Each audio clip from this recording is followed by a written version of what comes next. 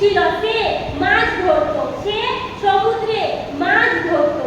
আর যখন তার বন্ধু বান্ধবকে নিয়ে সে মাছ ধরছিল, তার জেলেদেরকে নিয়ে সে মাছ ধরছিল সমুদ্রে, মাছ ধরার সময় সে সারা রাত ধরে মাছ ধরছে, সারা রাত ধরে মাছকে খুঁজছে, কিন্তু মাছ জালে ধরা পড়ছে না, মাছ জালে ধরা পড়ছে না। অনেক সারা রাত ধরে অনেক খাচ্ছে, অনেক কষ্ট করতেছে, কিন্তু কোনো মতে মাছ পড়ছে না। তখন প্রভু যিশু সেই অঞ্চল দিয়ে যাচ্ছিল, আর প্রভু যিশু প্রচার করতে করতেই যাচ্ছিল। আর তখন সেই হ্রদের উপরে, যে হ্রদের উপরে শিমনের নৌকা ছিল, সিমন যাকে প্রভু পরবর্তীকালে নামকে পরিবর্তন করে পিতর নাম দিয়েছে, পিতরকে বলছে যে তুমি তোমার নৌকাকে আমার কাছে আনো, আমি তোমার নৌকার উপরে বসতে চাই। তিনি নৌকার উপরে বসে তিনি কি করলেন? নৌকার উপরে বসে প্রচার করতে লাগলেন।